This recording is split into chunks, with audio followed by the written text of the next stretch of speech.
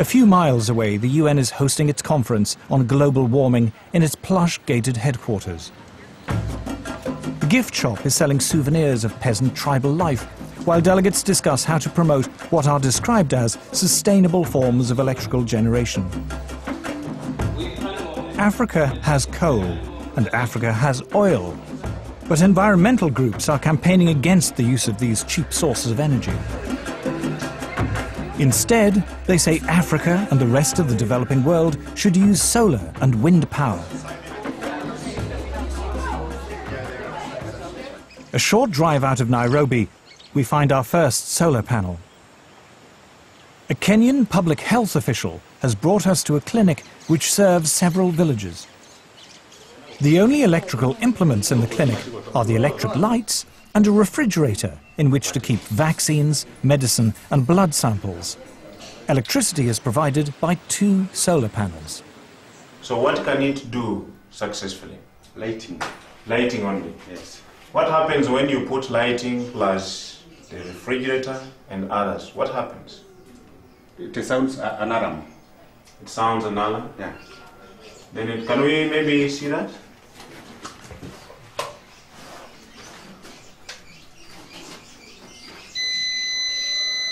The solar panels allow Dr. Samuel Mwangi to use either the lights or the refrigerator, but not both at the same time.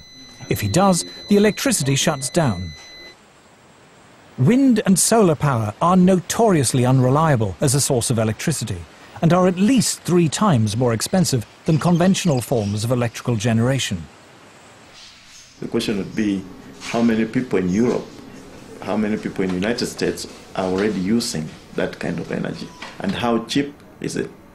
You see, if it's expensive for the Europeans, if it's expensive for the Americans, and we are talking about poor Africans, you know, it doesn't make sense. The rich countries can afford to engage in some luxurious experimentation with other forms of energy. But for us, we are still at the stage of survival. To former environmentalist Paul Driesen, the idea that the world's poorest people should be restricted to using the world's most expensive and inefficient forms of electrical generation is the most morally repugnant aspect of the global warming campaign. Let me make one thing perfectly clear. If we're telling the third world that they can only have wind and solar power, what we are really telling them is you cannot have electricity. The challenge we have when we meet Western environmentalists who say we must engage in use of solar panels and wind energy is how we can have Africa industrialized. Because I don't see how a solar panel is going to power a steel industry, how a solar panel, you know, is going to power maybe some railway train network. It might work maybe to power a small transistor radio. I think one of the most pernicious aspects of the modern environmental movement is this romanticization of peasant life, and the idea that industrial societies are the destroyers of the world. One clear thing that emerges from the whole environmental debate is the point that there's somebody keen to kill the African dream, and the African dream is to develop.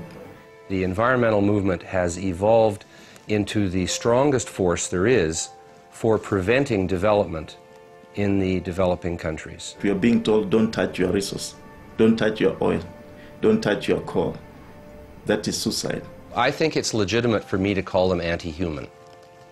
Like, okay, you don't have to think humans are better than whales or better than owls or whatever if you don't want to, right? But surely it is not a good idea to think of humans as sort of being scum, you know, that it's okay to have hundreds of millions of them go blind or die or whatever. I just can't relate to that.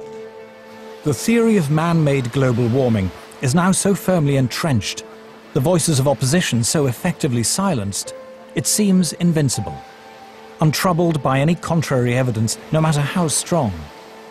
The global warming alarm is now beyond reason.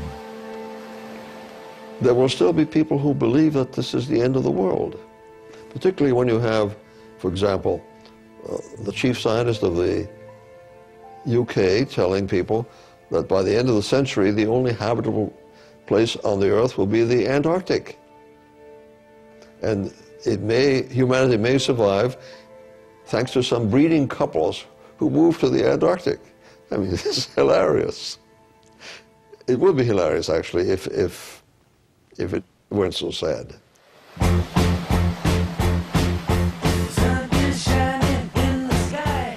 "3:15 tonight, dispatches, and how green are our politicians and business leaders. Next Monday night at 8, dispatches again, this time focusing on Prince Charles, independent monarch or meddling prince. Next tonight, Mammoth Movie, the beautiful tale of a fateful love affair, the English Patient.